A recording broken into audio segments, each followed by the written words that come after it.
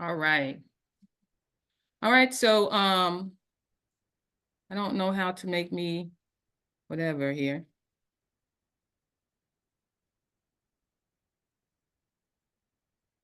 There we go. All right, so today is November 10th, our strategy task force session 2 with the Peacekeeping Task Force. My name is Louise Campbell Anthony, and we are going to get started with our session 2. For a little housekeeping, go ahead and put your name in the chat, what state you're on. If you are a task force member, you can say that. If you want to be a task force member, say that as well. And if you're any assemblies that are here, go ahead and put your assembly name in the chat as well. And I will gather all that when I look at the replay to see what participation we have here. So right now, on the screen is our outline for today. I'm going to put in the chat the outline for today. Let me find it here. I learned from last meeting that I can't put it in there early, so I have to wait till everything starts before I can put my links in there. So there we are. Now I got to go back. You should be able to download that now.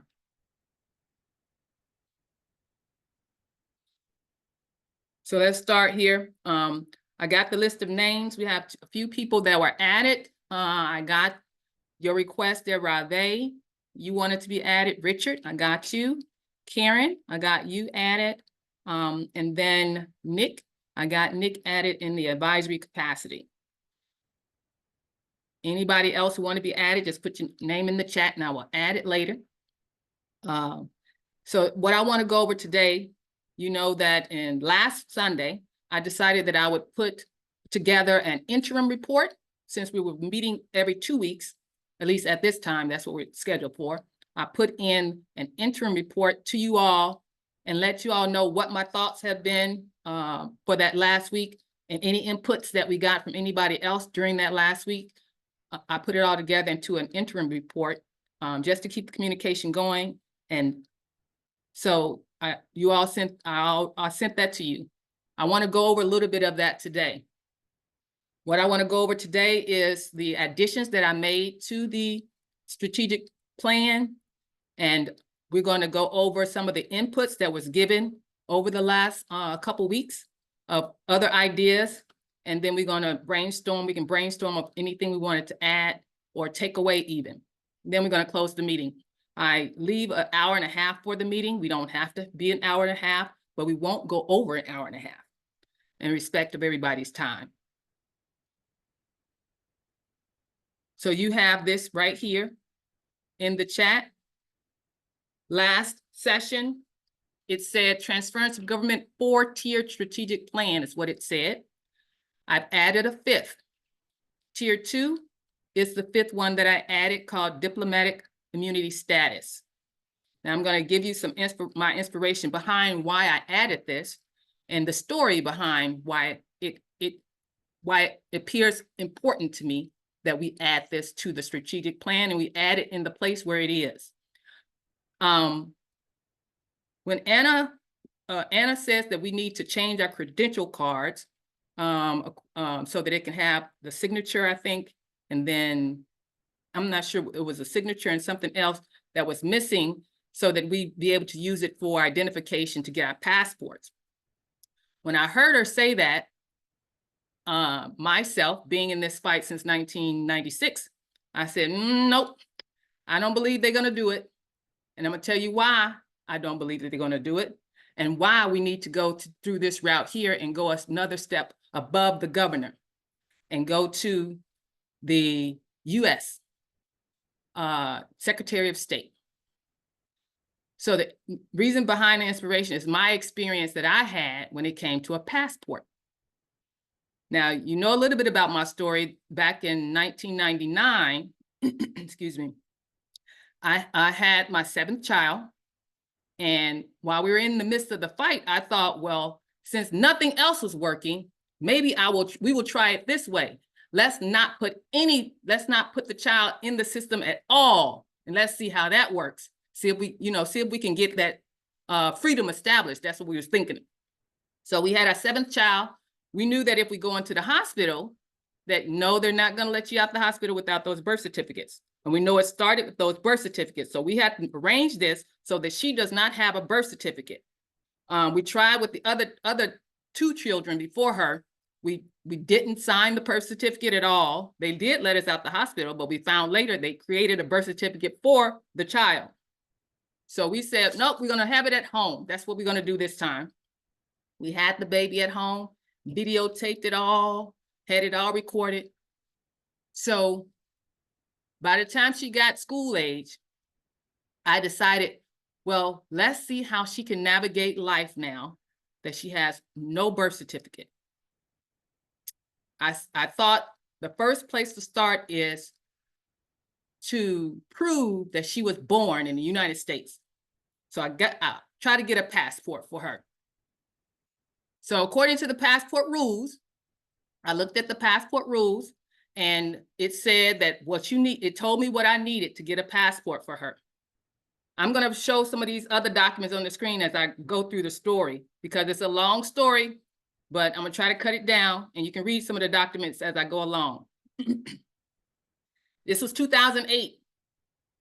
I followed their instructions of what to give them in order to get a passport for my 8-year-old daughter who did not have a birth certificate. They actually had a process for it. So we created all these affidavits you were supposed to create. We had to get a statement from the Vital Statistics Office for that state that says they searched and no record of a birth certificate was found. And they have to certify it. Then we have to send that in with the application. I did that. They came back and they asked for some other stuff. I sent them some other stuff. This is a list, this particular notice that you're looking at, that I have on the screen now, what we winded up having to do later, but it itemizes everything I did since 2008. So 2008, I sent in the application, they asked me for more stuff. I sent in a sworn affidavit from me, a sworn affidavit from her grandmother, a sworn affidavit from the mother for my attendant who was at my home birth down there with me. From her older brother, I sent in an affidavit. From her father, I sent in an affidavit. I sent in a certificate of dedication from a priest. I sent in an affidavit of live birth that I had recorded at the county recorder's office. I sent in, she didn't have a social security number.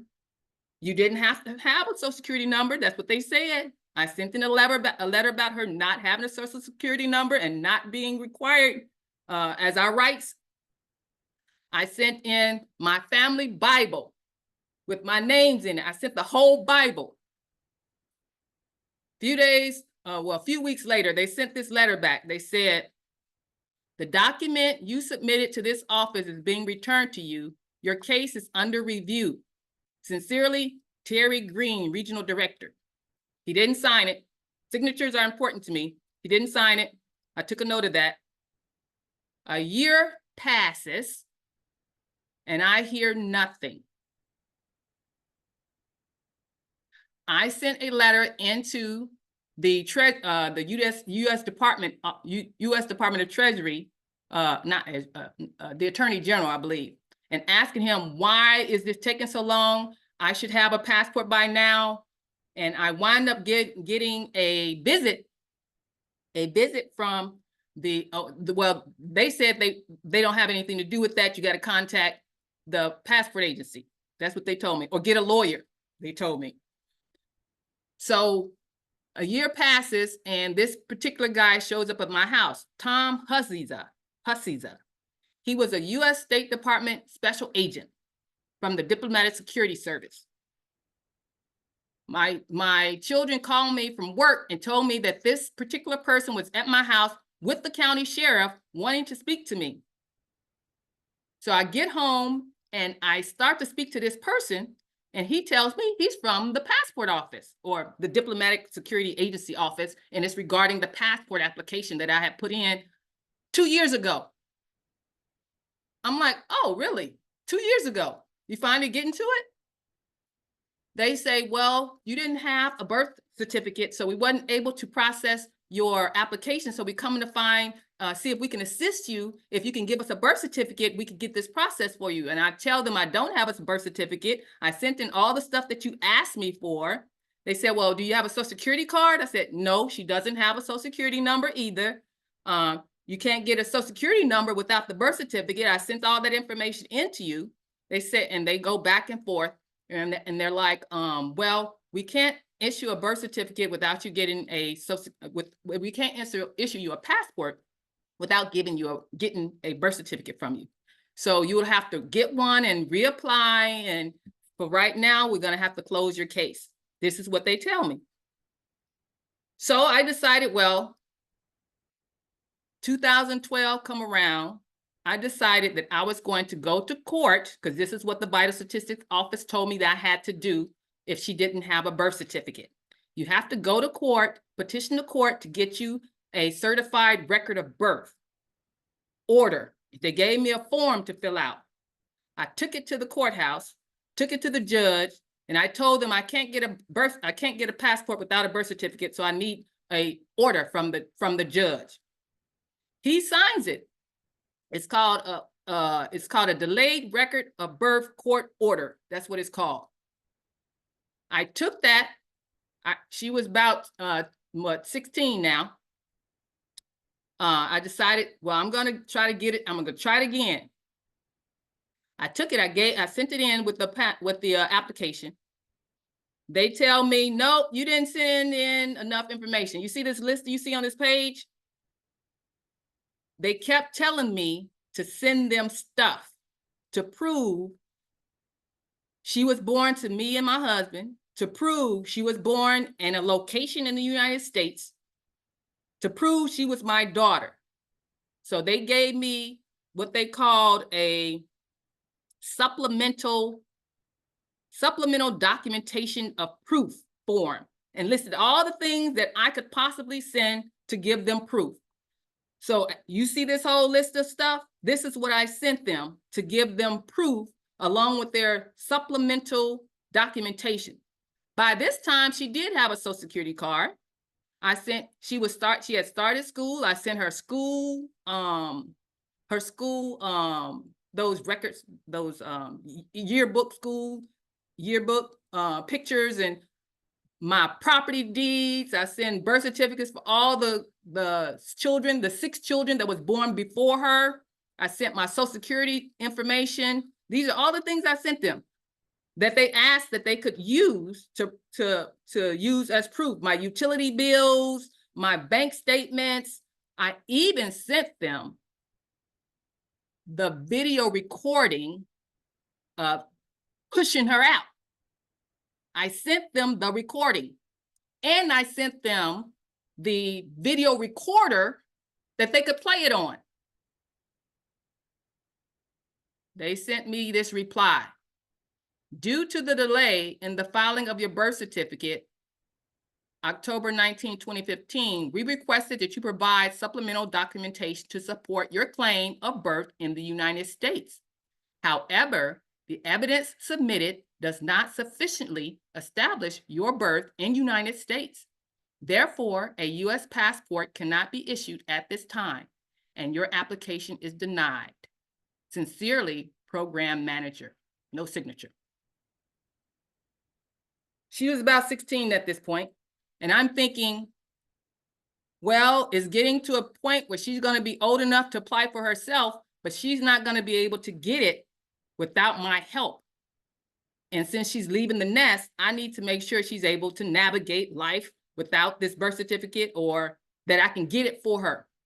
So I told her, Louisa, I want you now to apply yourself before you leave, because she was about to go off to college. I said, I need to have you go ahead and apply again, and I'm going to write up an affidavit for you to submit with your application as to all that has happened and why you've been denied this far. And so all this you see here is what I wrote to them. And I also, with her application, I gave my passport, which I had a passport. I gave my marriage license. I gave her father's passport. I gave all kinds of stuff. And they at this time, they still said, we did not have enough proof. So you see on this list right here now on the screen, you see U.S. Census Report 2000. I said, I got them now. I said, Louisa, I just remembered you were born in 1999. That means we had to have a census report in 2000. I said, I'm gonna send in a FOIA request to get a certified census report because it had to show you was there. Because I remember filling out that census report because I thought to myself, do I put without prejudice on the census report? I was thinking all that when I was filling it out. Do I put her name on here?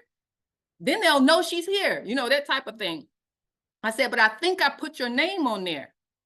So I sent in a FOIA request for a certified record of the 2000 census that shows that I had a baby.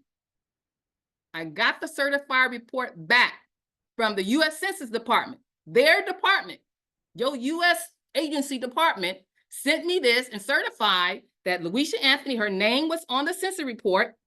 Louisa Anthony, she was 11 months old, so she wasn't quite a year yet. And what they like to see proof when the child is less than a year old. It had that. It had her father's name. It had the address. You know what a census report. It had to show all that. I said, I got it now, Wisha. They can't deny this. It's from their own agency. But guess what? I sent it in. Nope. That's not good enough either. This is my experience. That's why I don't believe what they're telling me or what they're telling Anna. I don't believe that because this is what their rules say, but they don't follow their rules. I decided that I was going to go above their head. So I picked up the phone and I called the senator's office. I called the senator's office because I'm going to complain now because your agency is not doing their job.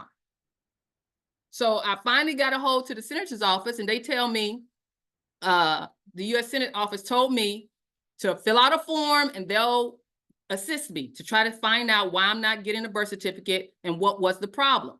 And so this is again where I say we have to be able to pick up the phone and talk to our employees and tell them what the problem is or what violations their employees are doing, and they should be able to answer the phone and we should have a conversation. When I talked to this, when I got this letter back from Senator Sherrod Brown, I contacted his office like he told me, and communication started between me and Andrew Dixon, which was one of his whoever, what they call him, staff assistant. They were going to assist me to try to get me a passport for my daughter, Louisa. After a few communications back and forth, I get a call from the Diplomatic Security Agency. Now, the last time they came to my house, I'm like, you did not come all the way here just to see about a passport. I mean, just to see if I had a birth certificate or not. You was checking in on me to see if I was a threat or a terrorist or something. That's what I thought when they came the first time. So now they're calling me again. And so I was upset about the fact that now the Diplomatic Security Agency is calling me again. So now what are they trying to say? So I call Andrew back and complain to him that now they're telling me that my application, they want to investigate me now because my application must be fraudulent or something. Why are they calling me?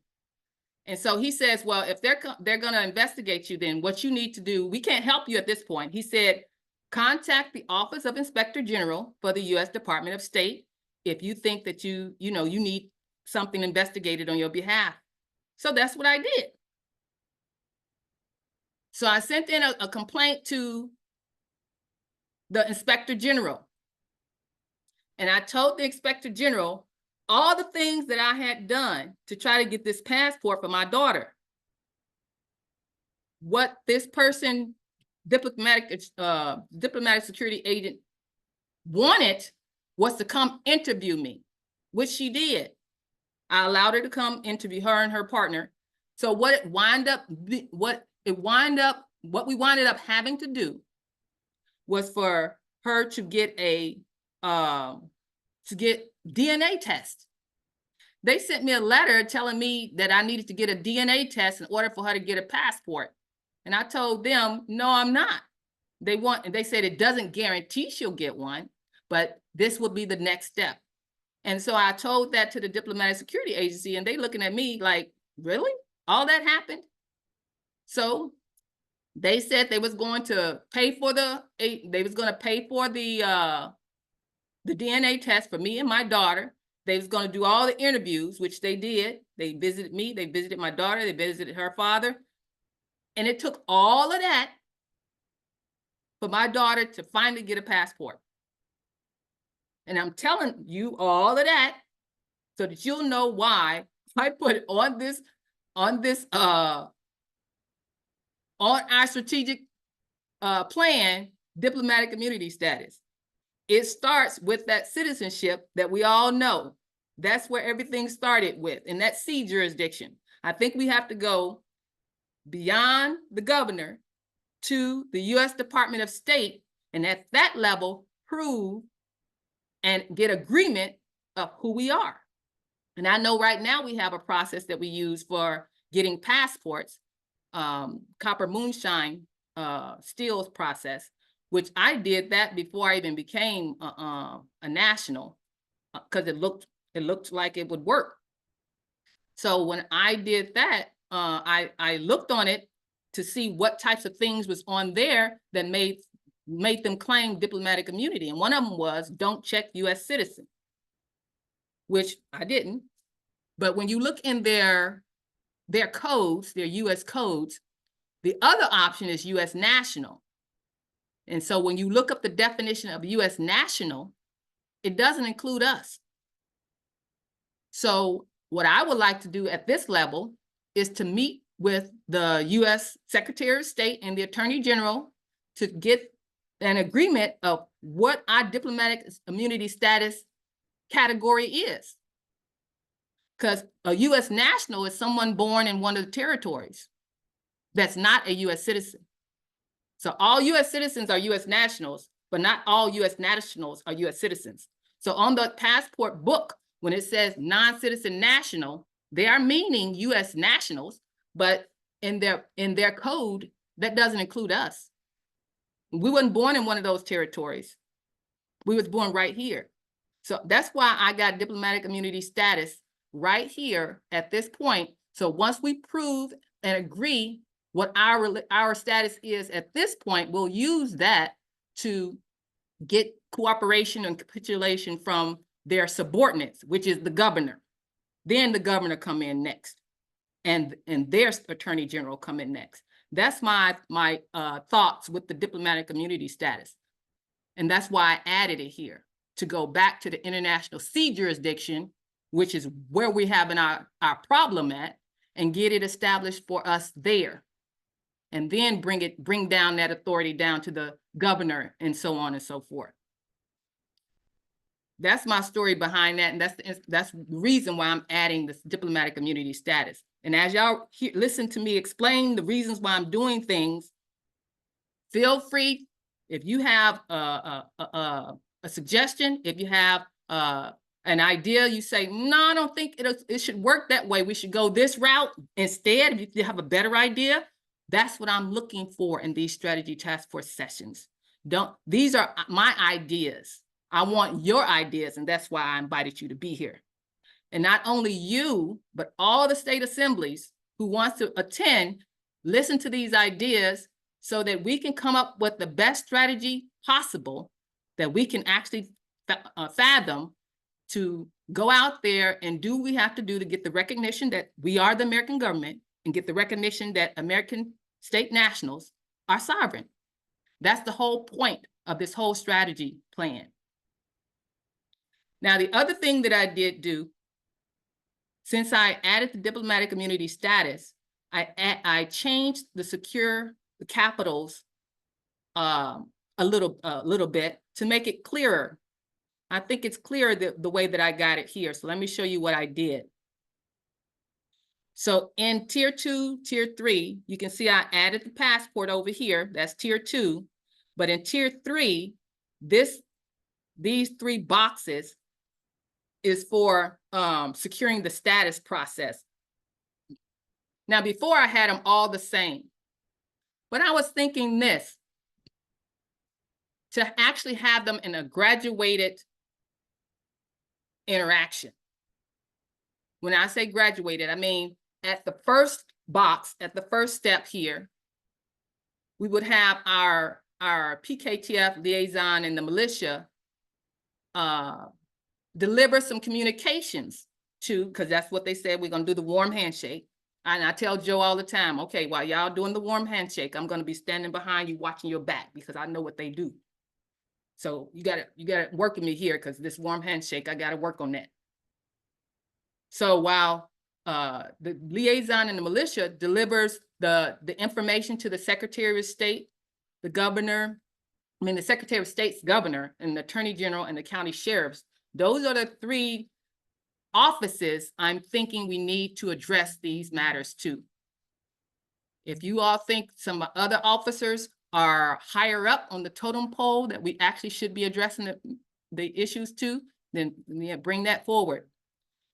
But in this interaction, they're specifically delivering the information to try to inform them of who we are as American state, as the American government, American state nationals, and inform them of the service contracts that we have in place that they're supposed to be following, the constitutions that they're supposed to be following, and the evidence that proves our provenance. Those types of documents is what they're delivering to the people first off, and just delivering it, have a conversation. Oh, these are, however we're going to be trained to do that. After that first communication by giving them the information, then the second step I'm thinking would be to go back to these to the county sheriff specifically, and try to get a sit down with them. And for the county sheriffs, after they've already received that first information, the second graduated level is to let them know what the crimes are. When the U.S. officers and the state officers are not following the law of the land, these are the crimes that you're committing. We need to straighten this out. And then all these things that the public should have, all the remedies that the public should have, but they don't have because you all are not giving them access to those remedies. Here are the list of those. We need to straighten that out. That is the type of conversation I'm thinking to happen at this next level here, where you actually bring the crimes in that conversation. The first conversation, I said, well, maybe we may not want to talk about the crimes at the first conversation. Maybe just inform them of who we are as their employees. As their employers. Maybe inform them more of that and the history of how we got to where we are, that type of thing. But the second conversation, bring in the elements about the crime and what the remedies are that the people should have, and the fact that you're not giving it to them. And then the last interaction is then when this is where we start taking names. We're asking them, we're letting them know the liaison at this point is visiting the county sheriff, and then the continental marshal steps in at this point. We're letting them know, well, we want the peace flag raised, and then we want a billboard in the courtyard that says correct your status. And these are the crimes here that you're committing if you don't do this to declare the law of the land, declare the law of the land on American soil right here, that they're on. The thing that I'm trying to get across is all of these offices are sea jurisdiction offices on the land because they're all subcontractors of the same sea jurisdiction entity, the United States entity. They're looking at themselves as some autonomous state government or some autonomous county government. We're looking at them as a franchise, a whole big conglomerate federal C jurisdiction franchise. That's how I'm looking at them, because that's what they are. So we're gonna, what we're going to do is keep them all in the same conglomerate and not allow them to try to separate them and make us try to fight them all separately. That's what I don't want to do. I think that would not be effective to try to attack a county or address a county and differently than how we're addressing the state, and then differently than how we're addressing the US, because we have to get in their mindset that they're all the same thing. And I like to do that when we're having these conversations, these three interactions here. We're going to put them all in the same US international sea jurisdiction conglomerate. And you all working, you two, the county, you're working for the state, you're working for the US over here. Y'all all federalized. So I like us to approach it with that in mind, with the strategies that we use. So that's how I separated out those three boxes that I had there. Anybody have any questions at this point? Because I can't see hands or anything.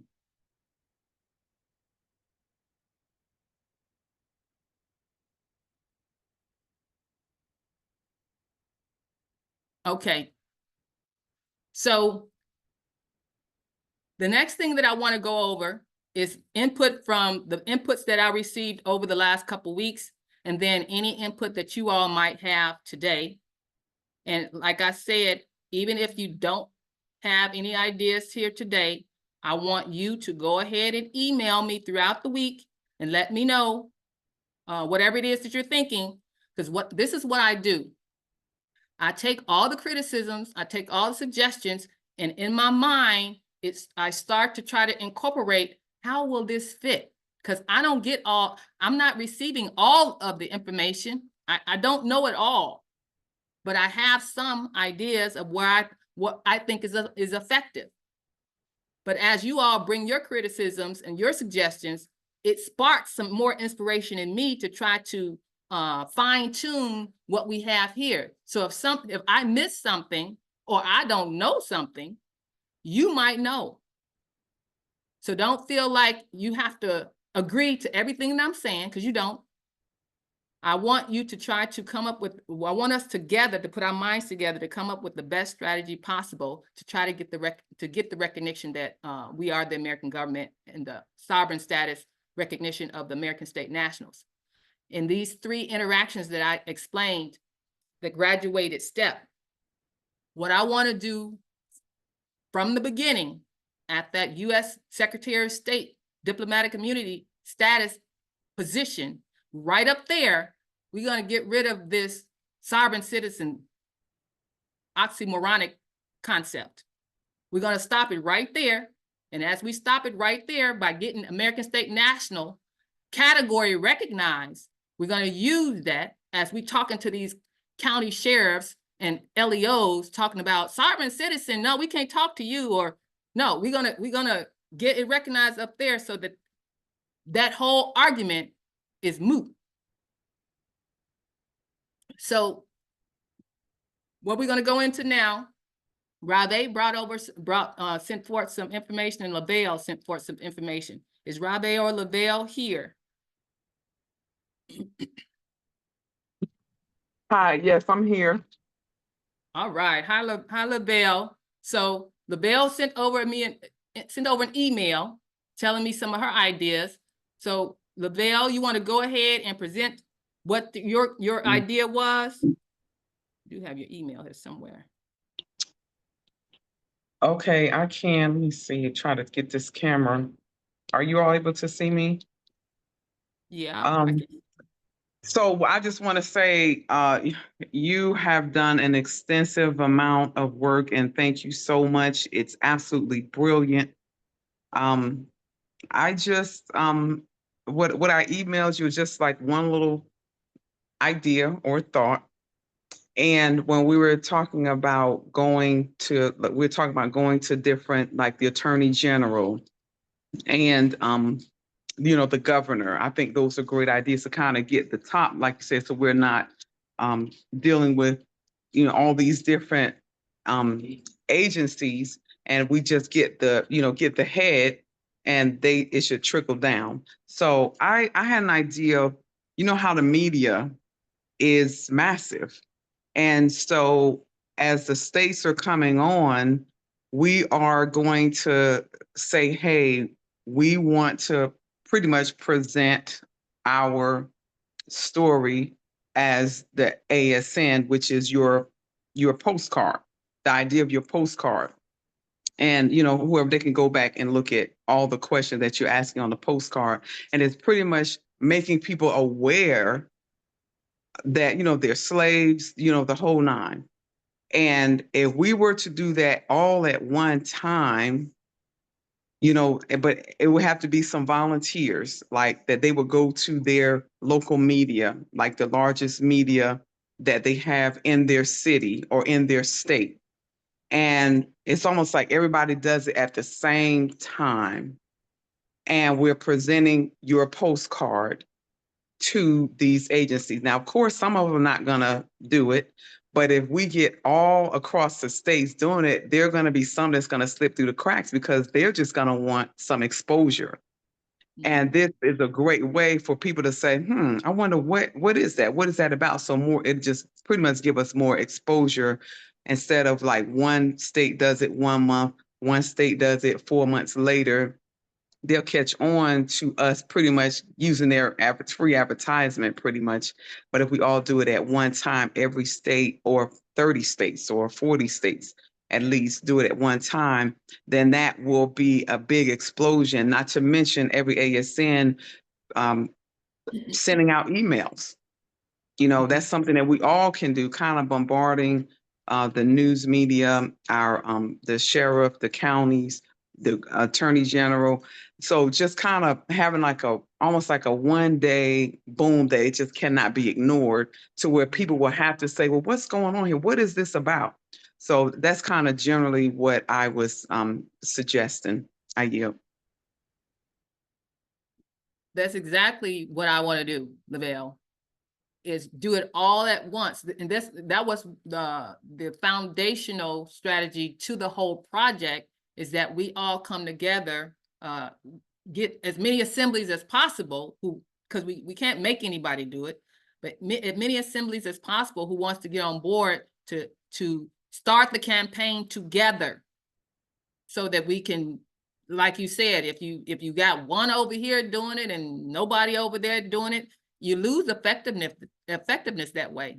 I didn't even think about the part where, well, when they get wind of you, then they ain't not gonna want to say anything or promote you or say anything about you. I didn't even think about that part, but that is the case. They do that. But yeah, that's the part that comes in here, applying public pressure. If you see that part here on the screen where it says apply public pressure, we can institute something like that at that point too. It's going to happen more than one place in the whole process. So what she's talking about is just right here at the beginning with the notice to actually go to get 20. I would think at least 25 states do it at the same time. She's saying go to the media. So we go to the media at the same time we send out our postcard campaign. Now, the only problem I'm seeing with that right now is the website.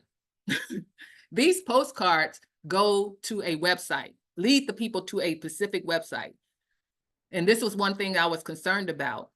If we send postcards all at the same time, it could crash the website.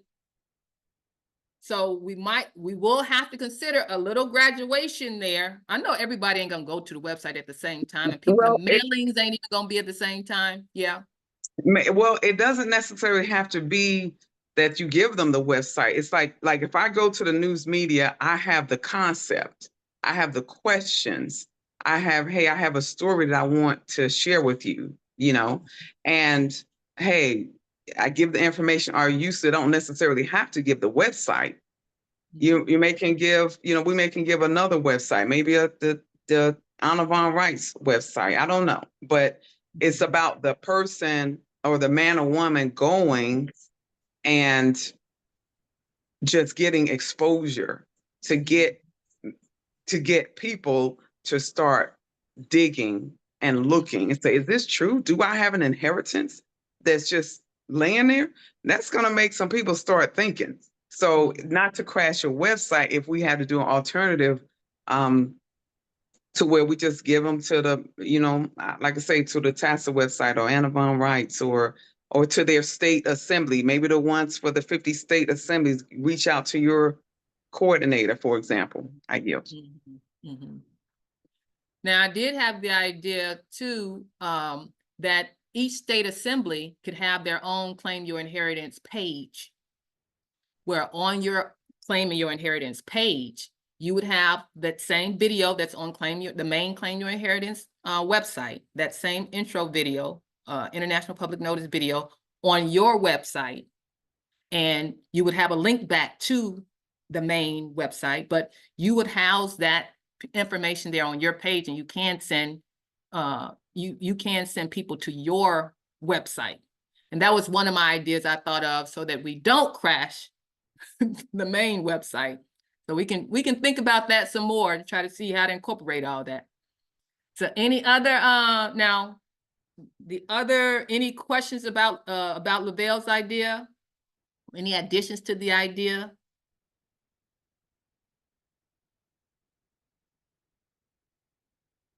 All right. So Rave, are you here, Rave? Let's see. Now Rave has some ideas.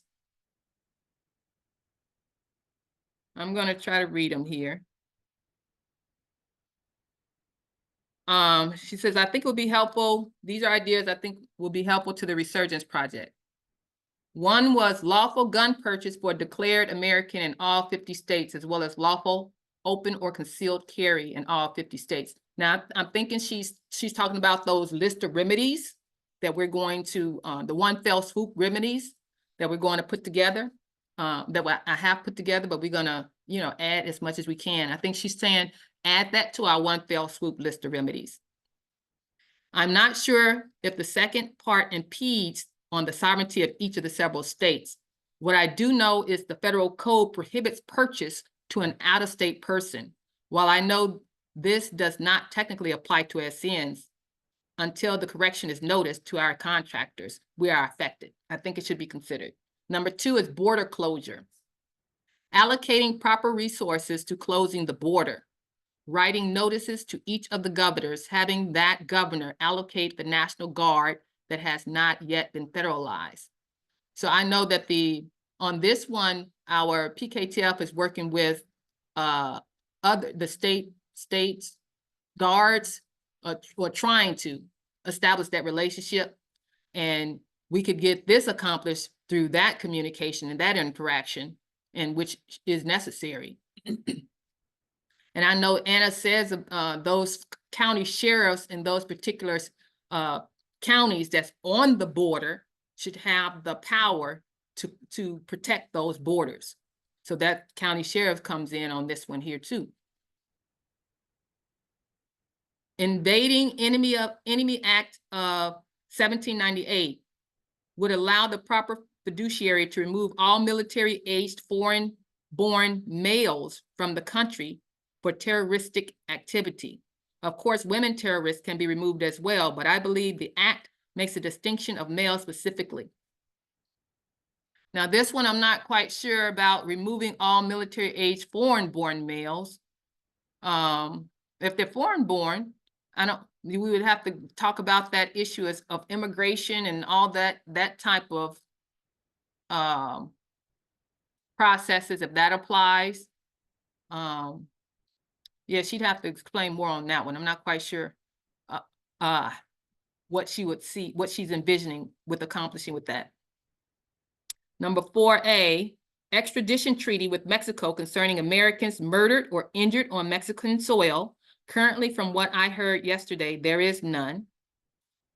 well, keep down the crime. That's what we're talking about there. 4B, establish border patrol agents in all 50 states.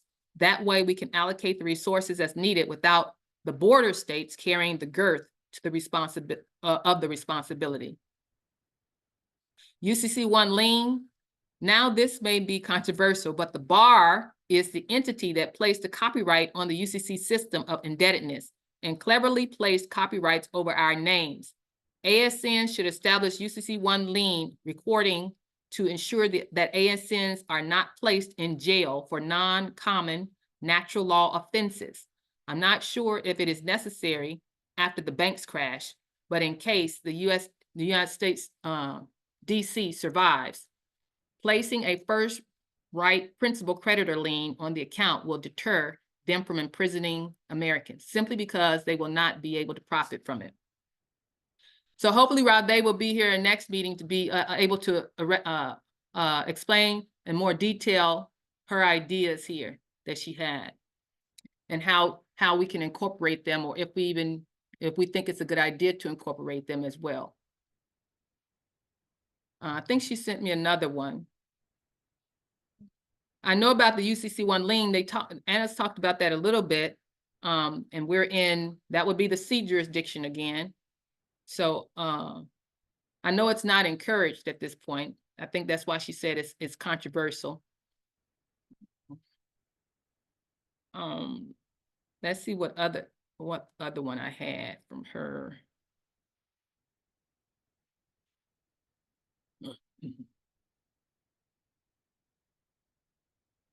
All right, so here's another one I have from Rave. She says, Article 2, Section 2 of the Constitution, the president shall serve as commander-in-chief of the Army and Navy, and also the commander-in-chief of the militias of the several states when called into actual service for the United States.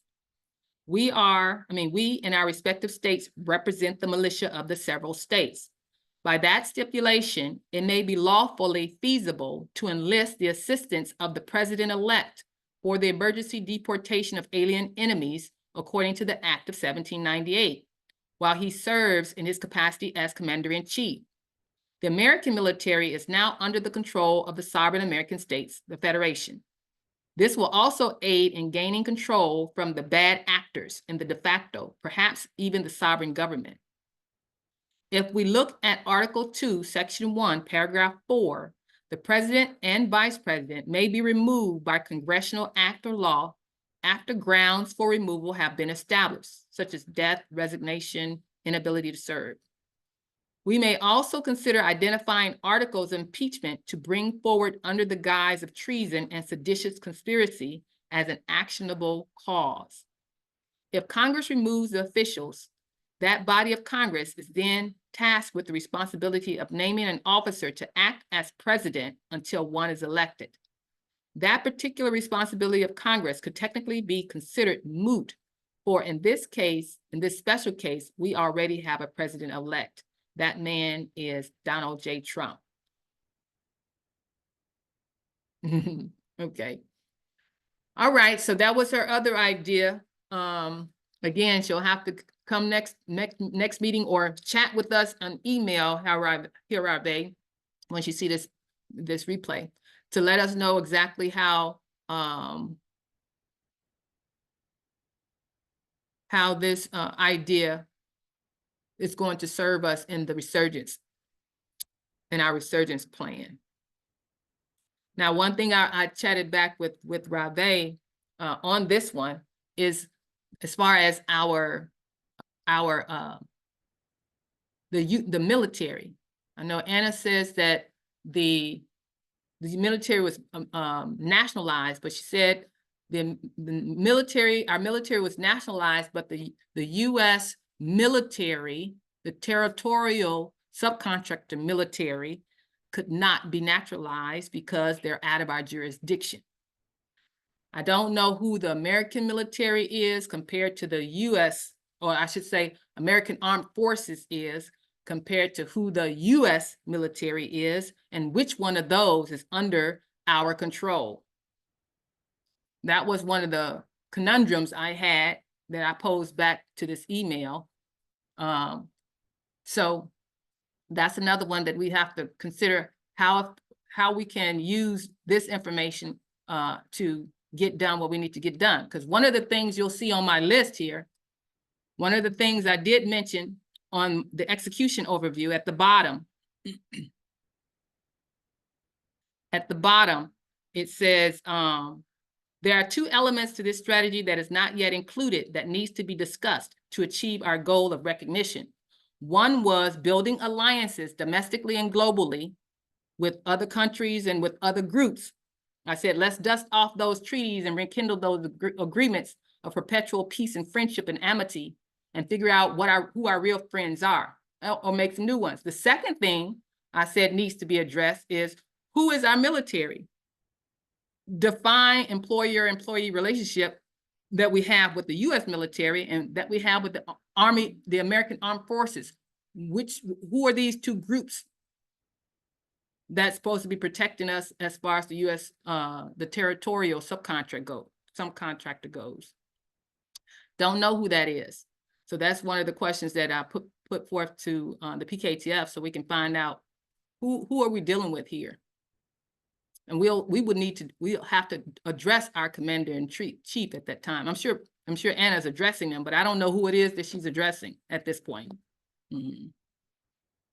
Or how much authority we have, or that she has to tell them to do, like the warrants and the warrants for arrest and things. Who is it that's carrying these out? Is it the territorial, or is it the American Armed Forces? Who do we address with these? Because in our strategy, we have to address the crimes.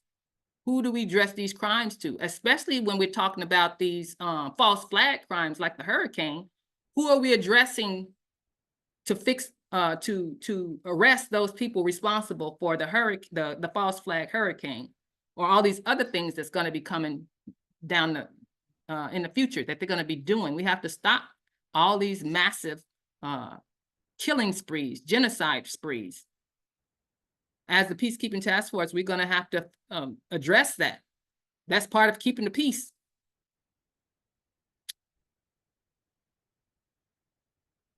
All right. So that's pretty much what I wanted to share here for today. I don't want to get too much into all the details of the plan until we actually take it apart, put it back together, and look over it. I put this particular letter in here that I found from Washington, and I thought it was really appropriate to go with that diplomatic immunity status #2 tier that I added. And it says, I'm just going to read it out loud. It says, the Secretary of State's office does not have legal or constitutional authority to accept your documents, especially if they contain declarations of citizenship status. This is what made me think, oh, we got to go up another level, because we are really talking about citizenship, quote unquote, since nationals aren't citizens, but that's what they call it. So we have to go up a level, because the state Secretary of State can just say, well, we don't deal with that. Well, that would be true.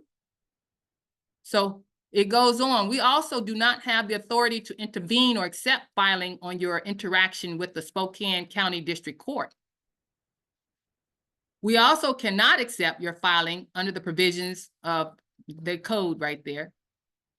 Contains information, A, regarding allegiance to a government or jurisdiction, B, relating to the relinquishment or renunciation of citizenship, sovereignty, military status, or world service authority, or C, setting forth or implying for the bearer a claim of immunity from the laws of the jurisdictions of Washington, immunity from the laws of the state of Washington, or immunity from the federal law. The Washington State Secretary of State is the manager of elections, corporate licensing, the state library, and state archives. Issues of citizenship status are handled by the U.S. Department of State in Washington, D.C. We do not have the legal authority to issue, terminate, or receive filings of any type concerning your citizenship status. You should address any issues regarding your citizen status to Secretary of State, U.S. Department of State. This was another piece of information that said, oh, we got to go further, because all of this is really about that citizenship status, our diplomatic immunity status. That's where we have to start. I think I saw Lavelle's hand. Yes, I was trying to get clarity. So who is it that we're actually supposed to serve notice on? Because it sounds like you said that we don't send it to the Secretary of State, and then it sounds like you said we do send it to the Secretary of State. Oh, so we're not serving notice. This is not about serving notice on anybody. With this letter here, somebody had this is from Washington, the state of Washington Secretary of State. So this letter came from some information out of our archives of information. I ran across this letter. So one of our nationals got this letter back. It looks like James Christopher got this letter back. And this is what the Washington Secretary of State told him regarding the information that he sent to the Secretary of State. I'm not even sure what information that which piece of our, well, it does say, I think it did say. Okay, I think I know. You're saying where someone was holding that letter in their hand? You're talking about that letter? Okay, yeah. I got you. Yeah. So this national sent the states, their Washington State Secretary of State, information about their political status, which I know we all do that, because that's what we're supposed to do when we get recorded on the land. We send our state Secretary of State our declaration of political status. That's what we do at first. So I'm thinking that's what this response was in response to when this particular national in Washington sent his off, and they got this response back from their Secretary of State saying, we don't deal with citizenship. You got to go to the US for that. So that's what making me think it would be more effective to add that diplomatic immunity status first and start with the US Secretary of State and US Attorney General. That's part of all the explanation that's in the strategic execution plan. If you haven't read all of this already, go ahead and read it. Take the next week or two to read it, and then we can go into some more details about it. Let your assemblies know that the strategy sessions are taking place and that they are invited and welcomed, encouraged, and needed to attend, to give their inputs, because really the strategy task force here is just coming up with the plan. We can't execute anything for the assemblies. They will have to see the value in the plan and execute it on their own behalf. Now, the one thing at the peacekeeping task force level, this diplomatic immunity status, I think that would be at our level, that we could possibly do something with that.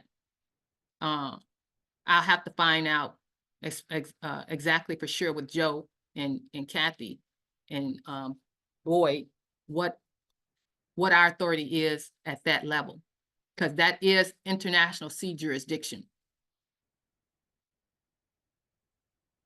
Any other questions? Anything anybody want to say or include or ask questions about before we end? Because I'm done with what I wanted to present for us today.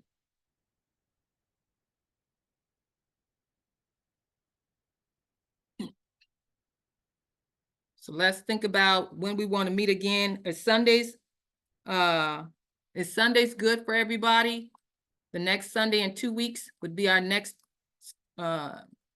scheduled time on the 24th of November at 5 p.m. Eastern.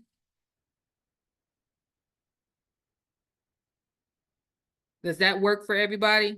Any objections? Speak now, forever hold your peace. November 24th, 2024 at 5 p.m. on Sunday will be our next strategy session. If there is no other questions, concerns, or inputs right now, I'm going to say good night for right now, and I will see you at the next session. If you have anything else between now and then, go ahead and email me, and I will try to give you a report next Sunday, an interim report to let you know what the communication has been and what the thoughts and inspirations are at that point. Okay? Okay, thank you so very much. Awesome. You are welcome. Good night, everybody. Good night.